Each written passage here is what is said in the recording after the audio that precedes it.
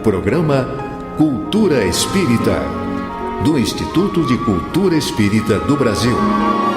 Alô, ouvintes, aqui estamos mais uma vez com o nosso programa Cultura Espírita. É um oferecimento do Instituto de Cultura Espírita do Brasil, que está localizado na rua Ibituruna, 53, lá no Maracanã. Os nossos telefones são 2224-1060, 2224-0736. O nosso e-mail, nós temos dois, né? Um deles, o primeiro é Instituto de Cultura Espírita do BR, @gmail.com. E o outro é culturaespírita@oi.com.br. E o nosso site, um site muito bonito, um site onde todos são bem-vindos, é o www.portaloiceb.org.br. Lá os nossos ouvintes vão encontrar todos os programas que nós temos aqui, já ficam lá gravados e à disposição em arquivos, e vão encontrar também as aulas do ICEB, né, que são dadas todos os sábados, estão todas lá. Também aos sábados, aliás, o sábado é o dia de atividade do ICEB, né? O ICEB não funciona, ele funciona internamente todos os dias, mas para o público ele funciona só aos sábados, né? Aos sábados, então, das 9 às 11 horas, nós temos o curso de mediunidade. E depois das 11 às 13 horas, nós temos o curso de doutrina espírita, tanto um quanto o outro, dados pelo nosso querido companheiro Silvio Cruz Portugal. Muita técnica, com muita didática, com muito conhecimento doutrinário, ele oferece excelentes informações a respeito da nossa doutrina. Também aos sábados, das 10h30 às 12 horas, né, temos o curso de Esperanto Básico 2, e das 13h30 às 14h45, o Esperanto Básico 1. Ambos também são cursos dados pelo nosso querido samediano Altamiro Rocha, que é um profundo conhecedor da língua que veio do céu, né? E ele, então, com muita didática, com um envolvimento pedagógico muito grande, ele oferece o curso de Esperanto para todos aqueles que tiverem interesse. No primeiro e terceiro sábado de cada mês, das 13h30 às 14h45, o professor Jorge André dos Santos, ele coordena um curso sobre o pensamento de Joana de Ângeles.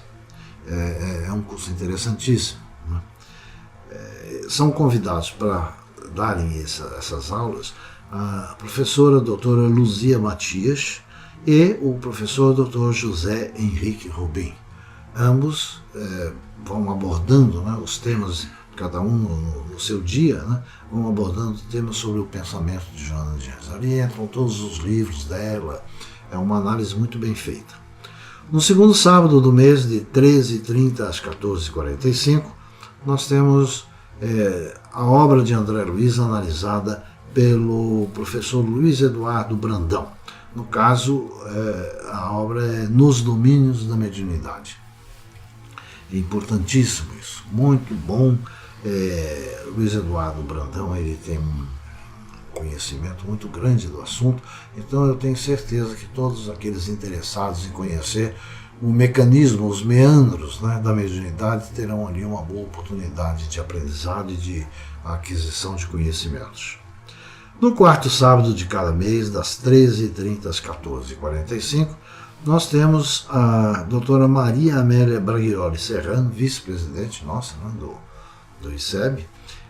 Ela analisa a obra de André Luiz, Libertação. É um livro muito interessante, muito bem, um livro inspiradíssimo, né, tanto da parte de André Luiz quanto de Chico Xavier.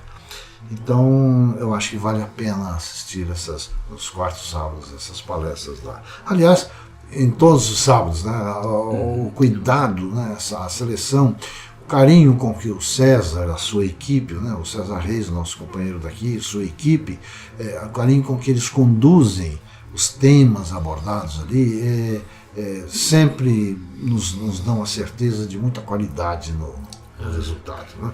Isso é verdade. Agora no mês de novembro, como eu já disse em programas anteriores, alguns dias, alguns sábados nós não teremos atividades por razões diversas. No caso agora do próximo dia 23, nós, depois de um lapso do dia 16 e do dia 2, nós no dia 23 agora vamos voltar a ter a nossa atividade. Continuando no tema Ciência Espírita, a essência da vida. Será uma análise feita sobre a essência da vida pelo professor Rafael Meisert. Ele vai abranger isso com uma propriedade muito grande. Ele já nos deu uma sinopse, né, do trabalho dele, e eu acho que vai ser de bastante interesse para todos que quiserem falar sobre a essência da vida. É um tema amplo, né? É um tema amplo, mas ele já vem desenvolvendo isso. Ele começou em agosto com o tema 1, em setembro com o tema 2, em outubro com o tema 3, e agora ele fecha o ciclo de aulas dele com o tema 4, a respeito da questão da essência da vida. Então, são todos muito bem-vindos, né? Estamos certos de que haverá uma afluência muito grande, porque os assuntos, as palestras estão muito interessantes, né?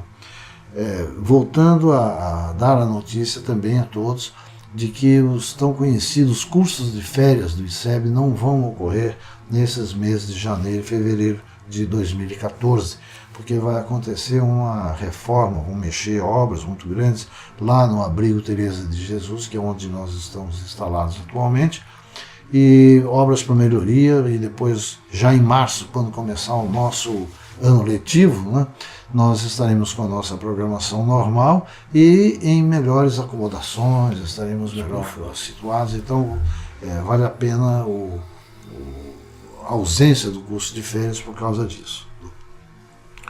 Também não podemos esquecer de lembrar a vocês que no dia 7 de dezembro, o sábado, dia 7 de dezembro, nós vamos ter a comemoração do aniversário do ICEB, às 14 horas, né? E também o encerramento do ano letivo.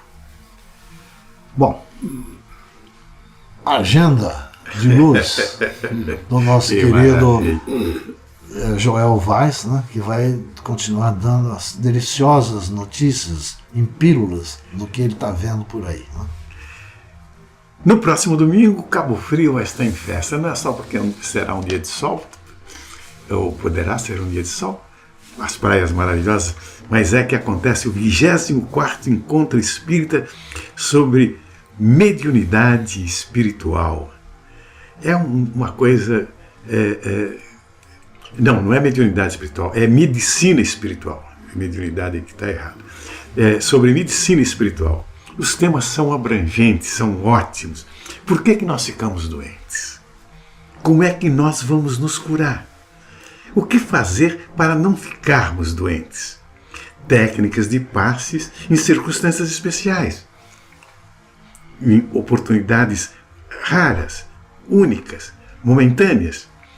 A ciência e a medicina espiritual é um movimento que vai durar o dia inteiro, começa logo cedinho, na Centro Espírita Leon Denis, que fica ali na rua Antônio de Oliveira Gama, número 209, onde vocês podem também obter informações. E também obter informações pelo celd@celd-cabofrio.org.br ou então no site www.celd-cabofrio.com.br. É uma programação... Talvez fosse conveniente soletrar esse CELD. É Centro Espírita Leon Denis. Isso. CELD. CELD. CELD. Isso. Tá bom? Então, estão todos convidados para participar, façam as suas inscrições e vamos nos curar à luz da doutrina dos Espíritos. Já em Macaé, no Rio de Janeiro, no dia 24, o Centro Espírita Antônio Ferreira, que fica ali na Praça Santos Dumont, 79, o professor Marcos Vinícius abordará um tema muito interessante: o belo planeta Terra. Coisa gostosa, né? O planeta azul, né?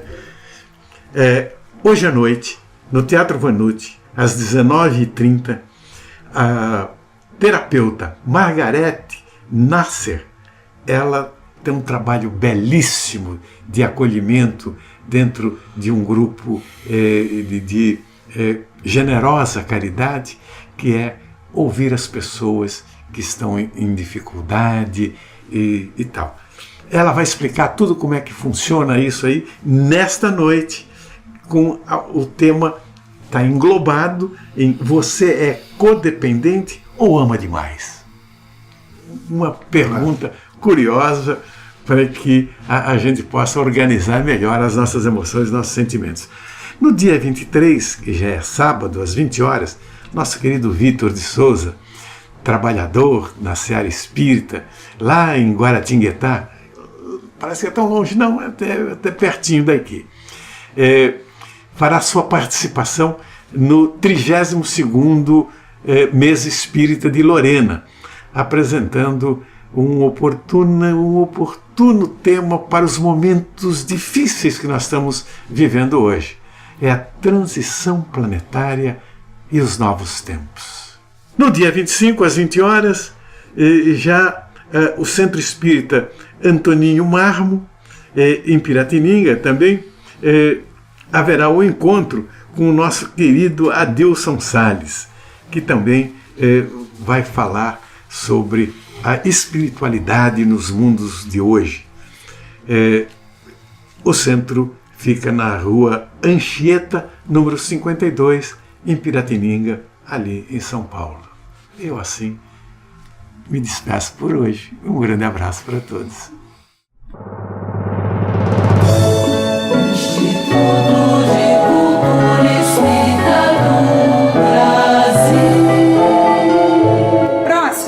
Bom dia.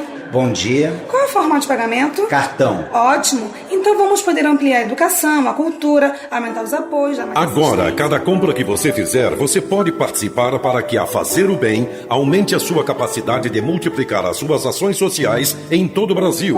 Para isso, pague as suas contas com os cartões O Bem. Prontinho. Volte sempre. Faça o bem. Peça já o seu cartão. Ligue 0800 720 7575.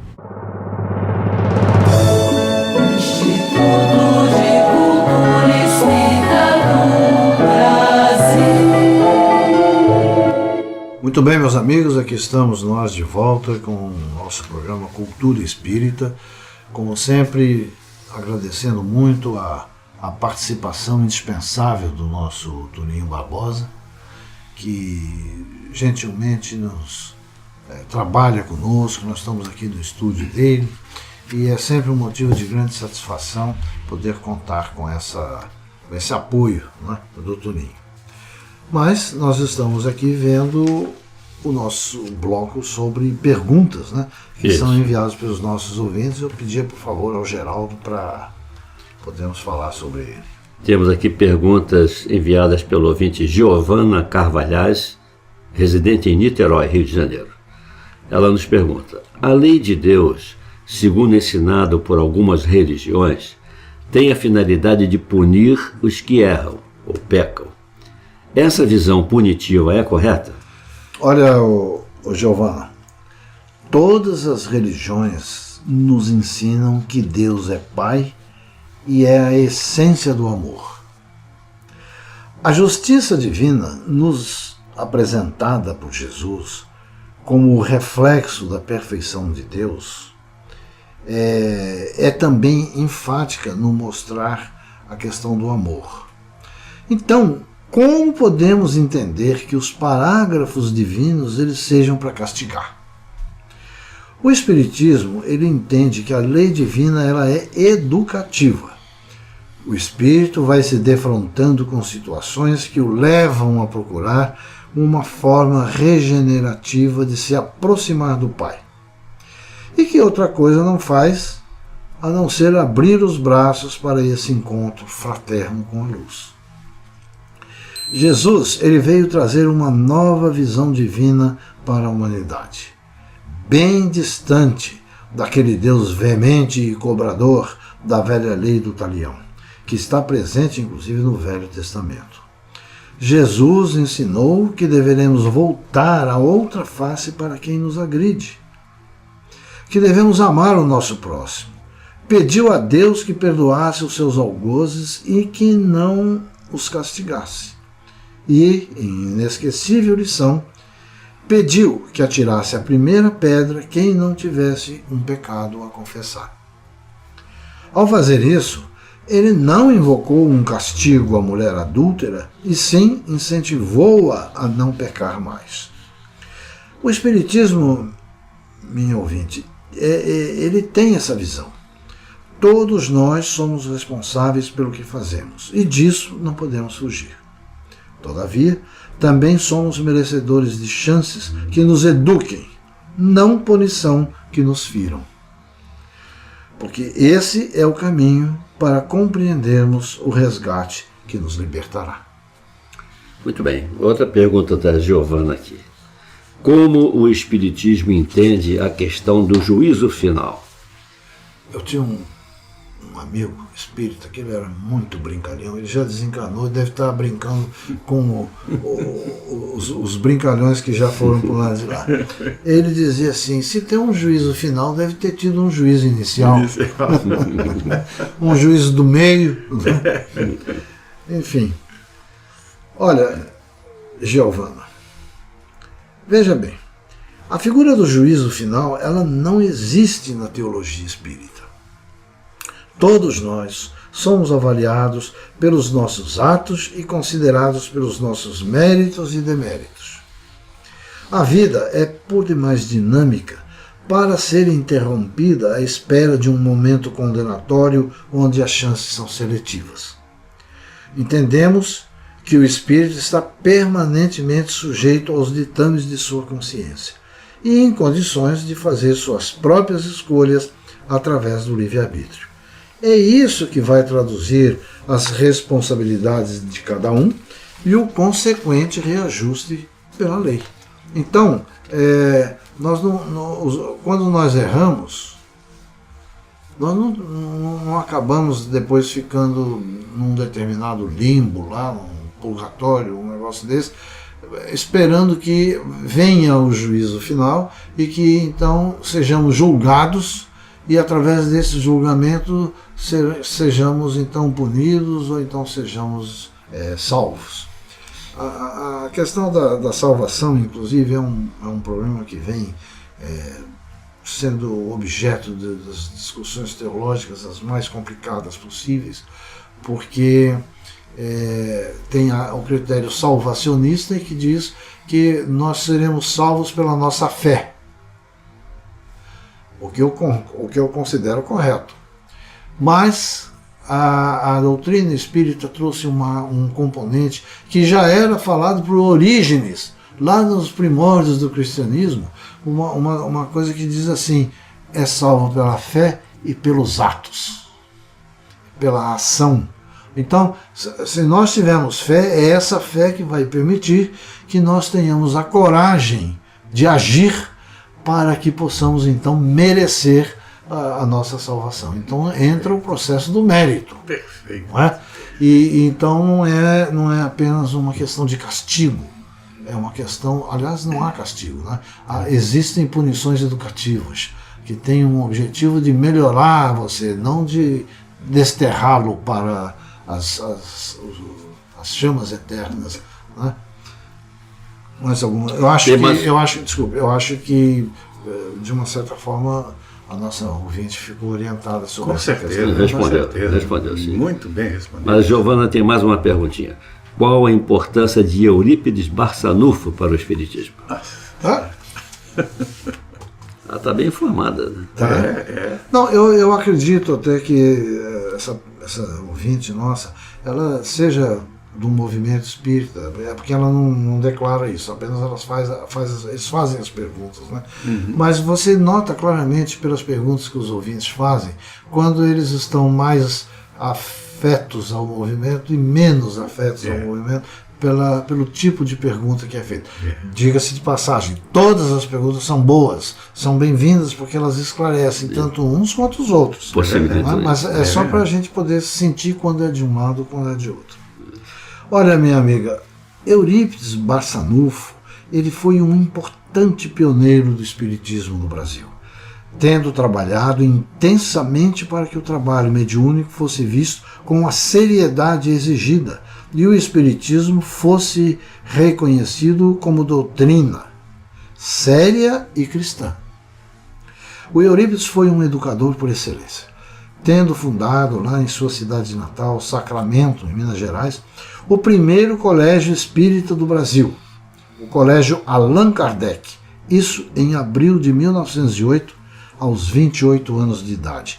Só um parênteses, você imagina o que era numa cidade do interior, conservadora, em Minas Gerais, em 1908, um educador criar um colégio chamado Colégio Allan Kardec. Então, por aí você vê... Pioneirismo único. Pioneirismo, o heroísmo. Heroísmo também é. Porque, inclusive, os livros sobre Eurípides, eles nos ensinam isso. Tem um livro lá da editora Comênios, né, muito interessante sobre isso. Eles nos falam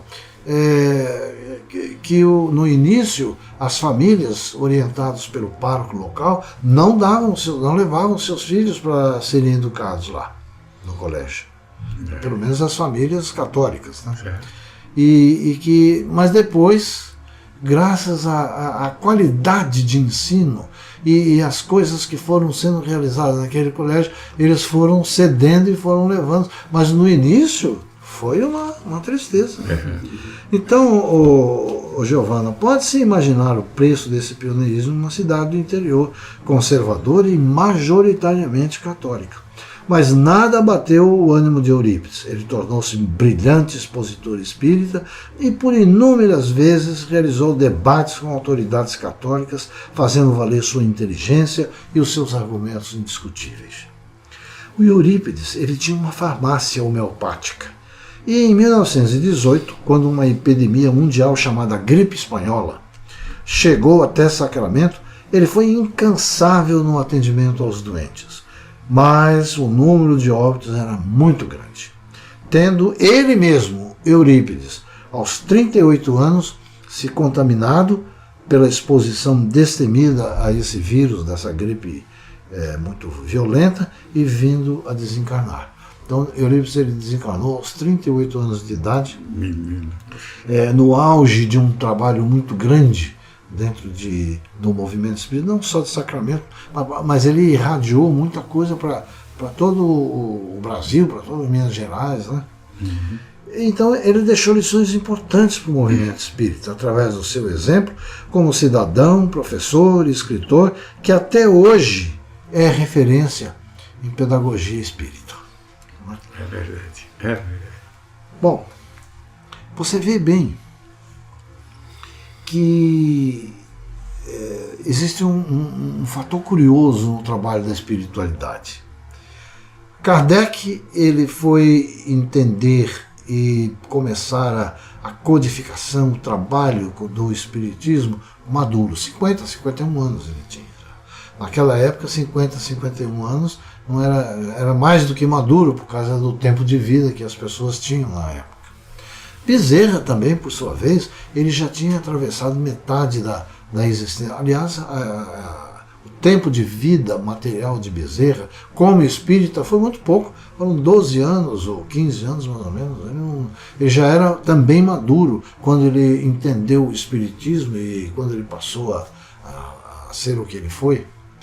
E do outro lado da história, nós vamos encontrar Eurípides Barçanufo, aos 28 anos, já sendo uma expressão do espiritismo no estado de Minas Gerais, já fundando um colégio espírita corajoso, através da farmácia que ele tinha.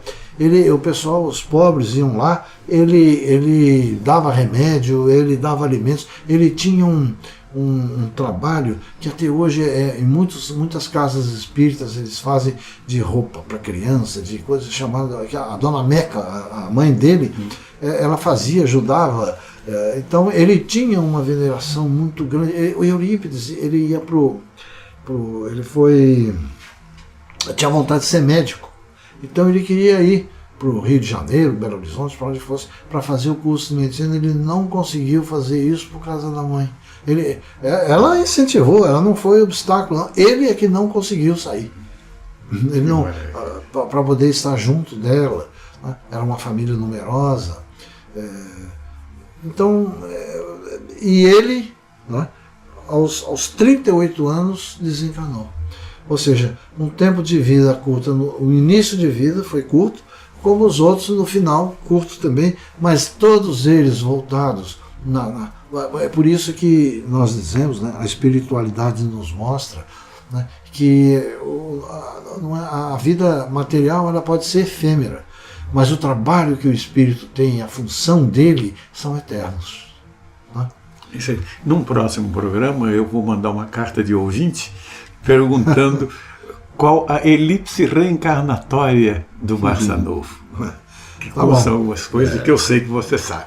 Bom, então, meus amigos, nós terminamos aqui o nosso bloco e vamos, na sequência, ouvir o nosso querido Geraldo Cardoso, sempre interessante. Eu sou fã, eu sou ouvinte do Geraldo, porque eu gosto muito das histórias que ele conta e, sem dúvida nenhuma, são edificantes e boas para todos os nossos certamente, ouvintes. E vai na sequência. Instituto de Cultura Espírita do Brasil.